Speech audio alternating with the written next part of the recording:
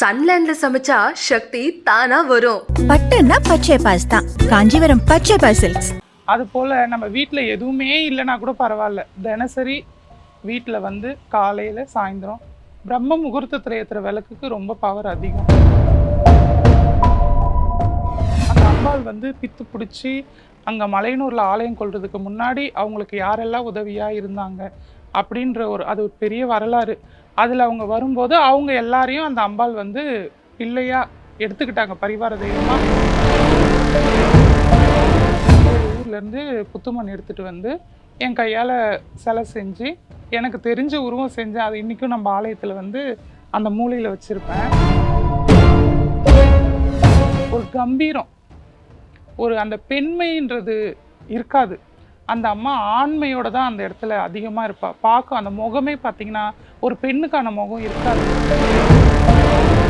இன்றைக்கி பார்த்தீங்கன்னா வீட்டுக்கு வீடுன்றதை விட வீட்டில் வராகி வராகி வராகின்னு மூச்சு விடுற மாதிரி எல்லாம். கோவிலுக்கு போவேன், அதிகமாக மலையனூருக்கு தான் போவேன் நான். அப்படி போகும்போது ஒரு வயசானவர் என்ன சொன்னார், நான் தான் உன் வீட்டிலே இருக்கிறேனே, எனக்கு ஏன் நீ வச்சு வழிபாடு பண்ண மாட்டேற, எனக்கு பௌர்ணமி எனக்கு வழிபாடு பண்ணு, எனக்கு வந்து பால் பொங்கல் வச்சு படையல் போடு அப்படின்னு சொல்லி. அங்காள பரமேஸ்வரி அம்பாள் அப்படிங்கிறப்ப பெண் பக்தர்கள், அதுவும் ஒரு படி தாண்டி மற்ற தெய்வங்களை கும்பிடுறதை தாண்டி ஆத்தா அப்படிங்கிறத ஆன்மீகத்தை தாண்டி ஒரு பாசம் வந்து அந்த அம்மா மேலே இருக்குது. அப்படியாப்பட்ட பெண் பக்தர்கள் வந்து வீட்டில் சிம்பிளாக அம்பாளை வழிபடணும்னா என்னென்ன? ஒன்றும் பெருசாக பண்ண வேண்டாம். அதாவது வழிபாட்டிலே வந்து ஆடம்பர வழிபாட்டை விட எளிமையாக நம்ம கையில் இருக்கிறத ஆத்மார்த்தமாக அந்த அம்பாளுக்கு சமர்ப்பிக்கிறதுல தான் உண்மையான பக்தி இருக்குது. அதோட நம்ம என்ன கோரிக்கை வைக்கிறோமோ அது சீக்கிரம் நிறைவேறதும் அதில் தான். அதாவது கடவுள் வந்து எனக்கு இது செய் அது செய்ன்றது கேட்கல, நம்மளோட மன திருப்தி அந்த அம்பாளுக்கு செய்யணும், நம்ம விருப்பப்பட்டு செய்கிறது தான். அதுபோல் நம்ம வீட்டில் எதுவுமே இல்லைன்னா கூட பரவாயில்ல, தினசரி வீட்டில் வந்து காலையில் சாயந்தரம் பிரம்ம முகூர்த்தத்தில் ஏற்றுற விளக்குக்கு ரொம்ப பவர் அதிகம். ஆனால் அதை நம்மளால் ஒரு சூழ்நிலையால் நம்மளால் எழுந்திருக்க முடியல. அந்த மாதிரி இருந்தாலும் காலையில் எழுந்ததும் குளிக்க முடியலன்னா கூட முகம் கை கால் கழுவிட்டு வீட்டில் விளக்கேற்றி எதுவுமே நைவேத்தியம் வைக்கணும், எதுவுமே வைக்கிறதுக்கு நம்மளுக்கு இல்லைனாலும் ஒரு சொம்பு தண்ணியாச்சும் மொண்டு வச்சு ஒரு ஊதுவத்தி ஏற்றினாலே போதும். நம்ம இதுக்குன்னு மெனக்கெட்டு பாதாம் வாங்கணும் முந்திரி வாங்கணும் அப்படின்றதுலாம் கிடையாது. நம்மக்கிட்ட இருக்கிறது தினசரி நம்ம சாப்பிட்ற வெள்ளை சாதம் அது வச்சா கூட ஓகே தான்.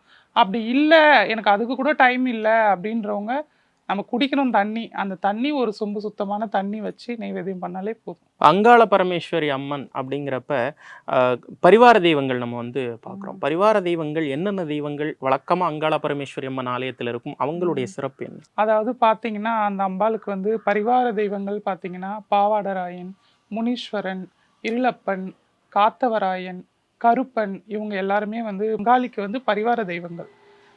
அவங்களோட பிள்ளைகள், அதாவது பரிவார தெய்வங்கள்னு சொல்கிறத விட ஒரு அந்த அம்பாள் வந்து பித்து பிடிச்சி அங்கே மலையனூரில் ஆலயம் கொள்றதுக்கு முன்னாடி அவங்களுக்கு யாரெல்லாம் உதவியாக இருந்தாங்க அப்படின்ற அது ஒரு பெரிய வரலாறு. அதில் அவங்க வரும்போது அவங்க எல்லாரையும் அந்த அம்பாள் வந்து பிள்ளையாக எடுத்துக்கிட்டாங்க, பரிவார தெய்வமாக. ஆலயம் கொண்டு அமரும்போது அவங்க எல்லாரையும் பரிவார தெய்வமாக அந்த அம்பாள் ஏற்றுக்கிட்டாங்க. அதனால தான் இன்னும் வந்து சில கோயில்களில் வந்து காவல் தெய்வங்களாக இருப்பாங்க. ஆமாம், காவல் தெய்வங்களாக இருக்காங்க. இன்றைக்கும் மலையனூரில் வந்து பாவாடராயன் இருக்கார், முனீஸ்வரன் ஜடாமுனி இருக்கார். மலையனூரில் பார்த்தீங்கன்னா அந்த அம்பாளோட ஜடையிலேருந்து பிறந்தவர் அப்படின்னு சொல்கிறாங்க. மலையனூரில் இருக்காங்க. ஜடாமுனீஸ்வரர் வந்து அந்த அம்பாளோட ஆலயத்துக்குள்ளேயே, பரிவார தெய்வங்கள்ன்றதை விட உள்ள ஆலயத்துக்குள்ளேயே அந்த அம்பாளுக்கு அந்த சன்னதி நம்ம சுற்றி வரோம் இல்லைங்களா, அது இப்போ விடுறதில்லை, அதுக்குள்ளே அந்த சைடில் இருக்கார் ஜடாமுனி. இப்போ உங்களுடைய ஆலயத்தில் பால் முனீஸ்வரரை வந்து பிரதிஷ்டை பண்ணியிருக்கீங்க. பால் முனீஸ்வரர் சுவாமியை பற்றி சொல்லுங்கள். நான் ஆதியில் வந்து ஆன்மீகன்றதை விட ஒரு பருவ வயதில் இருக்கும்போது, ஒரு 18 வயசு அது போல் ஒரு திருநங்கையாக மாறக்கூடிய அந்த சூழ்நிலையில் இருக்கும்போது எதர்ச்சியாக ஒரு கோவிலுக்கு போகும்போது ஒரு வயசானவங்க என்ன சொன்னாங்க, நீ வந்து 7 ஊரில் போய் சுயம்புலேருந்து, அவங்க யாருன்னு எனக்கு தெரியாது, சுயம்பு புத்துலேருந்து ஒரு பிடி மண் எடுத்துகிட்டு வந்து 48 நாள் அதை ஒரு பானைக்குள்ளே போட்டு வீடு கட்டி வச்சு 48 நாள் வந்து அந்த தெய்வத்துக்காக விரதம் இருந்து 48வது நாள் அதில் ஒரு விக்கிரகம் செய்யி, அந்த விக்கிரகத்துக்கு வந்து நீ எந்த தெய்வத்தை வந்து விரும்பி வணங்க நினைக்கிறியோ அந்த தெய்வத்தோட பேரை வச்சு வழிபட்டுக்கிட்டு வா அப்படின்னு சொன்னாங்க. நானும் அதே போல் 7 ஊர்லேருந்து புத்துமண் எடுத்துகிட்டு வந்து என் கையால் சிலை செஞ்சு எனக்கு தெரிஞ்ச உருவம் செஞ்சேன். அது இன்றைக்கும் நம்ம ஆலயத்தில் வந்து அந்த மூலையில் வச்சுருப்பேன். அதுதான் என்னோட ஆரம்ப நிலை. அந்த தெய்வத்தை அதனால தான் நம்ம ஆலயத்தோட பேரில் கூட பார்த்தீங்கன்னா ஆதி அங்காள பரமேஸ்வரி. நான் ஆதியிலேருந்து வச்சு வழிபட்டுட்டு வந்த தெய்வம் அது. அப்படி அந்த தெய்வத்தை நான் ஒரு வாடகை வீட்டில் வச்சு வணங்கிட்டு வந்தேன். அவங்க வந்து அவங்க பூர்வீகமாக அங்கே இருக்காங்க. அந்த இடத்துல வந்து ஒரு வேப்ப மரம் இருந்துச்சாம். அங்கே ஒரு 3 கல் வச்சு அவங்க கும்பிட்டுட்டு இருந்திருக்காங்க. அவங்க வந்து கிறிஸ்டினில் மாறிட்டாங்க. மாறினதுக்கப்புறம் அவங்க அதை வழிபடுறதை விட்டுட்டாங்க. நான் போனதுக்கப்புறம் எனக்கு இதை சொன்னாங்க. இந்த மாதிரி நாங்கள் இங்கே வச்சு வழிபட்டுட்டு இருந்தோம். நீங்கள் வேணால் நீங்கள் சாமியெல்லாம் கும்பிடுறீங்களேம்மா, நீங்கள் அந்த இடத்துல வச்சு கும்பிட்டு பாருங்கள், ரொம்ப சக்தி அந்த இடத்துல அவர் இருப்பார், எங்களுக்கு அப்பப்போ சுருட்டு வாசனைலாம் வரும் அப்படின்னு சொல்லி சொன்னாங்க. எங்கள் வீட்டு வழக்கத்தில் எனக்கு அது பெருசாக அதில் ஈடுபாடு இல்லை. முனீஸ்வரர் வழிபாடில் எனக்கு ஈடுபாடு இல்லை. ஆனால் அவங்க சொன்னாங்கன்னு சொல்லி நான் அதை வச்சு வழிபட்டுட்டு இருந்தேன். அது அவங்க பால் முனீஸ்வரர் வழிபட்டாங்க. அது நான் அந்த நேரத்தில் அதை வணங்கினதுனால அதிலிருந்து எனக்கு நிறைய விஷயங்கள் வந்து அவரை வணங்கினதுக்கப்புறம் கொஞ்சம் நல்ல நல்ல விஷயங்கள் நடக்க ஆரம்பிச்சுது. அதே போல் யாரோ ஒருத்தவங்க ஒரு வயசான நான் திருப்பூர் ஏதாச்சும் கோவில், நான் அப்பப்போ கோவிலுக்கு போவேன். அதிகமாக மலையனூருக்கு தான் போவேன் நான். அப்படி போகும்போது ஒரு வயசானவர் என்ன சொன்னார், நான் தான் உன் வீட்டிலே இருக்கிறேனே, எனக்கே நீ சரியான வழிபாடு பண்ண மாட்டேற. அதை நான் சொன்னேன்ல, எனக்கு அதில் அந்த அளவுக்கு ஈடுபாடு இல்லை. அவங்க சொன்னாங்கன்னு வச்சு நான் வணங்கினேன், அவ்வளோதான். எனக்கே நீ வச்சு வழிபாடு பண்ண மாட்டேற, எனக்கு பௌர்ணமி எனக்கு வழிபாடு பண்ணு, எனக்கு வந்து பால் பொங்கல் வச்சு படையல் போடு அப்படின்னு சொல்லி சொன்னார். அவர் மூலயமா ஒரு அருள் வந்து சொன்ன மாதிரி அவர் சொன்னாங்க. அதுலேருந்து நான் சித்ரா பௌர்ணமி அன்னைக்கு அந்த பால் முனீஸ்வரருக்கு விசேஷமாக வழிபாடு பண்ணுறது உண்டு. அது மூலயமா தான் நம்மளோட ஆலயத்தில் நான் ஆலயம் கட்டும்போது பால் முனீஸ்வரரும் வைக்கணும் அப்படின்னு சொல்லி வச்சேன். சென்னை இருந்தாலும் சரி, வட தமிழகத்திலையும் சரி, அங்காள பரமேஸ்வரி ஆலயம் அப்படின்னா உபாசகர்களாக அதிகமாக திருநங்கை சமூகத்தினர் இருக்கிறத நம்ம பார்க்க முடியுது. என்ன ஒரு லிங்க் அம்மாக்கும் அந்த பந்தம்ங்கிறது லிங்க்னு பார்த்தீங்கன்னா, ஒரு பெற்றோராலையும் சரி, சொந்தக்காரங்களாலையும் சரி, சுற்றி இருக்கிற சூழலாலையும் சரி, எல்லாராலையுமே ஒரு ஏளனமான கிண்டல் பேச்சுக்கு ஒரு திருநங்கையாக உருவாக ஆரம்பித்த நிலையிலையும் சரி, அவங்க தன்னை திருநங்கைனே உணர்றதுக்கு முன்னாடி அவங்களோட செய்கையிலையும் சரி, எல்லாருமே அவங்கள காயப்படுத்துறது தான் அதிகம். அதாவது அவங்க அன்புன்றது யாருக்கிட்டையுமே கிடைக்காது. எல்லாருமே ஏளனமாக பேசுவாங்க. அவங்களுக்கும், அதாவது நான் என்னோட சூழ்நிலையை சொல்கிறேன், எனக்கும் இவங்களாம் நம்ம ஏதோ தப்பு பண்ணுறோம், ஏதோ சொல்கிறாங்க, இவங்க நம்மளை மாற்றிக்கணும் அப்படின்னு நான் நிறைய முயற்சி பண்ணது உண்டு. இருந்தாலுமே நம்ம ஒரு வாரம் அதை கண்ட்ரோல் பண்ணி இருக்க முடியும். ஆனால் அதுக்கப்புறம் திரும்பவும் நம்ம அந்த செய்கை எல்லாமே நம்மளுக்கு அது இயற்கை, அது அப்படி தான் போக முடியும். அப்படி இருந்தாலும் நம்ம எல்லாராலையும் புறக்கணிக்கப்பட்டுறோம். மனுஷங்களால் எல்லாராலையுமே, சொந்த பந்தம் கூட இருக்கிறவங்க, சுற்றி இருக்கிறவங்க எல்லாராலையும் புறக்கணிக்கப்பட்டுறோம். அடுத்த கட்டம் மனுஷனாக இருக்கிறவங்க எல்லாருக்குமே ஒரு அன்பை நாடும். அதை வந்து மனுஷங்க கிட்ட கிடைக்கல. அப்போது அடுத்த கட்டம் யார்கிட்ட கேட்போம்? நம்மளை படைச்சவன் கடவுள் தான். அப்போ கடவுள்கிட்ட கேட்குறோம் அப்படின்னும் போது எல்லாருக்குமே, ஒரு திருநங்கையாக இருக்கவங்க எல்லாருக்குமே ஒரு அதிகமாக போகக்கூடிய ஆலயம் வந்து மலையனூர். அந்த அம்பாவை போய் பார்த்தீங்கன்னு வச்சுக்கோங்களேன், அது எல்லாராலையும் போய் பார்க்க முடியுமான்னு தெரியல. நாங்களாம் திருநங்கைகள்ன்றதுனால நாங்கள் கொஞ்சம் பேசி மூலஸ்தானத்தில் அபிஷேகம்லாம் பண்ணது உண்டு. அப்போ பண்ணும்போது பார்த்தீங்கன்னா எல்லா தெய்வமும் பார்த்தீங்கன்னா ஒரு நளினத்தோடு இருக்கும். ஒரு பெண் ஒரு சிலை செய்யும் போதே அந்த சிற்பிக்கு தெரியும், ஒரு பெண் விக்கிரகம்னா அதை இப்படி இந்த நளினத்தோடு அமைக்கணும், ஒரு ஆண் விக்கிரகம்னா அது இப்படி அமைக்கணும் அப்படின்றது தெரியும். சாதாரணமாக கருமாரி, முத்துமாரி இந்த மாதிரி தெய்வங்கள்லாம் பார்த்தீங்கன்னா ஒரு பெண்ணுக்கான அந்த அத்தனை நளினத்தோடையும் இருக்கும். ஆனால் அந்த அங்காளியை போய் பார்த்தீங்கன்னு வச்சுக்கோங்களேன், ஒரு கம்பீரம், ஒரு அந்த பெண்மைன்றது இருக்காது. அந்த அம்மா ஆண்மையோட தான் அந்த இடத்துல அதிகமாக இருப்பாள். பார்க்க அந்த முகமே பார்த்தீங்கன்னா ஒரு பெண்ணுக்கான முகம் இருக்காது. நீங்கள் ஃபோட்டோலலாம் கூட பாருங்களேன், மற்ற எல்லா சாமி ஃபோட்டோ விற்கிது, அதெல்லாம் பார்த்தீங்கன்னா நல்ல லட்சணமாக ஒரு பெண்ணு, அது சாமுத்ரிகா லட்சணம் சொல்கிறாங்களா, அந்த மாதிரி சர்வ லட்சணத்தோடு இருக்கும் எல்லா அம்பாலுமே பார்த்தீங்கன்னா. ஆனால் அங்காளி மட்டும் பார்த்தீங்கன்னா ஒரு ஆண் வந்து பெண்ணாக மாறி ஒரு கம்பீரத்தோடு உக்காந்துருக்கிற மாதிரி இருக்கும். அதனாலேயோ என்னவோ தெரியாது, திருநங்கைகளுக்கு எந்த தெய்வம் கும்பிடுறாங்களோ இல்லையோ, அங்காளினா அது ஒரு ஈர்ப்பு. அவள் எங்களை ஆட்கொண்டாளா இல்லை நாங்கள் அவளை ஆட்கொண்டோமான்றது ஒரு புரியாத புதிராக தான் இருக்குது. ஆனால் எந்த ஒரு திருநங்கையாக இருந்தாலும் பாருங்களேன், நீங்களும் நிறைய பார்த்துருப்பீங்க, முடிஞ்ச அளவு அதிகபட்சம் பார்த்தீங்கன்னா, திருநங்கைகள் கோவில் வச்சிருக்காங்கன்னா, அது அங்காள பரமேஸ்வரியா தான் இருக்கும். கோவிலா வைக்கலன்னா கூட வீட்ல வழிபாடு பண்றாங்க, இல்ல அவங்கள உபாசனையா எடுத்து பண்றாங்கன்னா, எடுத்த உடனே அவங்க வாயில வர வார்த்தை அங்காள பரமேஸ்வரியா தான் இருக்கும். அது எதனால?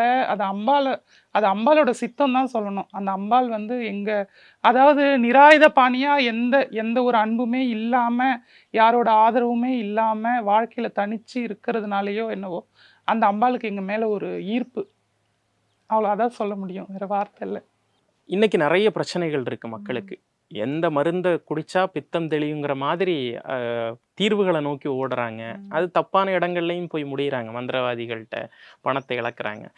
தெய்வத்தின் மேல இருக்க நம்பிக்கை குறைஞ்சு இன்னைக்கு மந்திரவாதிகள் மேலையும் இந்த மாந்திரிகம் செய்யறவங்க மேலையும் நம்பிக்கை கூடுதோ அப்படிங்கிற கேள்வி எல்லாம் இருக்கு. இந்த நேரத்துல அங்காள பரமேஸ்வரி அம்மனை மனதில் வைத்து இந்த அம்பாளை இந்த விஷயத்துக்காக வந்தீங்கன்னா கண்டிப்பா முடிச்சு கொடுப்பா அப்படின்னு நிறைய பிரச்சனைகள் இருக்கும் இல்லையா? அந்த மாதிரி ஏதாவது அட்வைஸ் சொல்லுங்க. பொதுவாகவே பார்த்தீங்கன்னா, இன்னைக்கு இருக்கக்கூடிய மக்களுக்கு எப்படின்னா, ஒரு ஆடம்பர வாழ்க்கை மேல ஒரு மோகம் வந்துடுச்சு. அதுதான் முதல் விஷயம்னு சொல்ல முடியும்.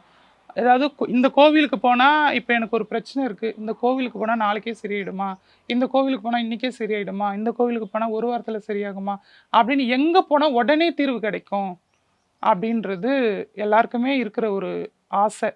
ஆசைன்றதை விட நம்ம எல்லாரோடய கௌரவமா இருக்கணும்.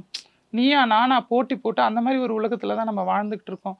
இப்போ இந்த கொரோனாக்கு அப்புறம் பார்த்தீங்கன்னா, ஃபுல்லாவே ஆன்மீகத்துல நிறைய பேர் ஈடுபாடு அதிகம் ஆயிட்டாங்க. அது சரியா தவறான்றது எனக்கு தெரியல.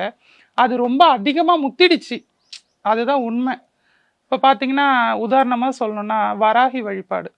வராகி வழிபாடு ஒரு 3 வருஷம், ஒரு 5 வருஷத்துக்கு முன்னாடிலாம் வராகினா ஒரு சாமியே என்னன்னு தெரியாது. யாரோ ஒருத்தர் ஒரு 10 ஊர்ல 100 ஊர்ல எங்கேயோ ஒரு இடத்துல, அதுவும் ரொம்ப தனிப்பட்ட ஒரு இடத்துல வராகி வழிபாடு நடந்துட்டு இருந்தது.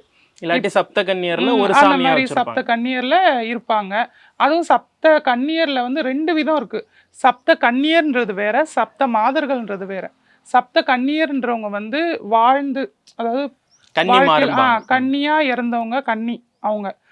சப்த மாதர்கள்ன்றது வந்து அம்பாலோட ஸ்வரூபம். அவங்க அம்பாலோட அவதாரங்கள். அம்பாள் வந்து அரக்கரை அழிக்கும் போது தனக்கு தேவை. இப்போ நம்ம ஒருத்தர்கிட்ட சண்டை போடுறோம், நம்மளால அவங்களுக்கு ஈடு கொடுத்து நம்மளால சண்டை போட முடியல. அப்போ நம்மளோட சக்தி இன்னும் அதிகம் வேணும்.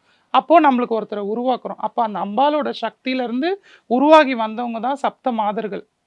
அதாவது ஒரு தேவர்களோட சக்தியும் இந்த அம்பாலோட சக்தியும் சேர்ந்து உருவாகி வந்தவங்க. அதுல வராகி இருப்பாங்க. கன்னிமார் வழிபாட்டுல வந்து வராகி கிடையாது. சப்த மாதர்கள் வழிபாட்டுல தான் வராகி உண்டு. அப்படி வழிபட்டு இருந்த ஒரு நிலை இருந்துச்சு. அதை தவிர்த்து ரொம்ப அதர்வன வேத படிக்கிறவங்க, அதை உபாசனை பண்றவங்க, அப்படி இருக்கிறவங்க வந்து 100ல ஒருத்தர், லட்சத்துல ஒருத்தர், அந்த மாதிரி இருக்கிறவங்க யாரோ ஒருத்தர் தான் வராகி வழிபாடு பண்ணிட்டு இருந்தாங்க. இன்னைக்கு பார்த்தீங்கன்னா வீட்டுக்கு வீடுன்றதை விட வீட்டில் வராகி வராகி வராகின்னு மூச்சு விடுற மாதிரி எல்லாரும் இன்னைக்கு சொல்லிட்டு இருக்கிறாங்க. அதுவும் எனக்கு சரியா தவறா? நம்ம ஆலயத்துல வராகி இருக்காங்க.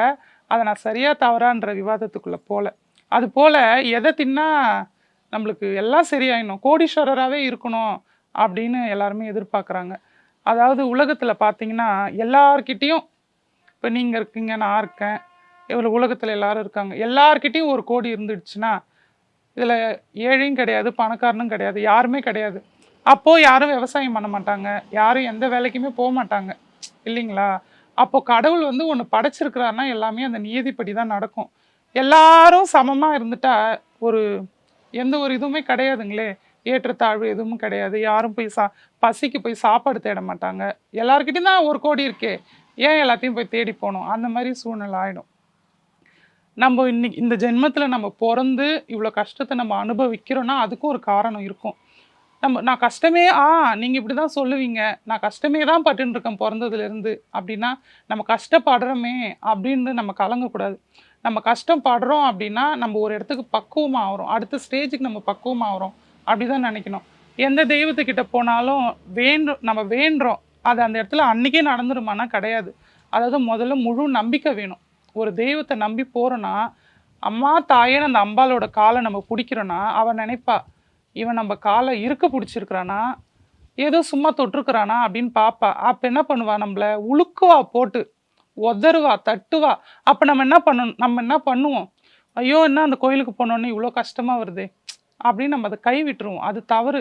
நம்ம எந்த கோவிலுக்கு போய் நம்மளுக்கு கஷ்டம் அதிகமாகுதோ அந்த கோவிலுக்கு நம்ம திரும்ப போகணும். ஏன்னா அந்த அம்பாலோட காலை நம்ம தொட்டிருக்கிறோம், அதனால தான் நமக்கு இவ்வளோ கஷ்டம் வருது. அவளோட சோதனைக்கு நம்ம ஆட்பட்டுட்டோம். அப்போது நீயா நானா நம்ம பார்க்கணும். நீ எனக்கு எவ்வளோ சோதனை கொடுக்குறியோ கொடு, நான் எல்லாத்தையும் மீண்டு வருவேன், நீயா நானா பார்த்துக்கலாம். சேலஞ்ச் மாதிரி போட்டு திரும்பவும் அந்த அம்பாலை காலை வந்து இறுக பற்றிடணும். அப்படி பற்றிட்டோன்னு வச்சுக்கோங்களேன், இவன் நம்மளை விடமாட்டான் அப்படின்னு அவள் தெரிஞ்சுக்கிட்டான்னா நம்ம வாழ்க்கையில் அன்னையிலேருந்து ஏறுமுகம் தான். நம்ம எதையுமே யார்கிட்டையும் இப்போ கேட்க வேணாம். நம்ம லைஃப்பில் எல்லாமே கரெக்டாக நடந்துட்டு போகும். நிறைய விஷயங்கள் எங்களோட பகிர்ந்துக்கிட்டீங்க. உங்களுடைய நேரத்திற்கும் தொடர்ந்து உங்களுடைய ஆன்மீக சேவை வளர்றதுக்கும் நன்றியும் வாழ்த்துக்கள். நன்றி. சன்லேண்ட்ல சமைச்சா சக்தி தானா வரும். பட்டுன்னா பச்சை பாஸ் தான். காஞ்சிபுரம் பச்சை பாஸ் சில்க்ஸ்.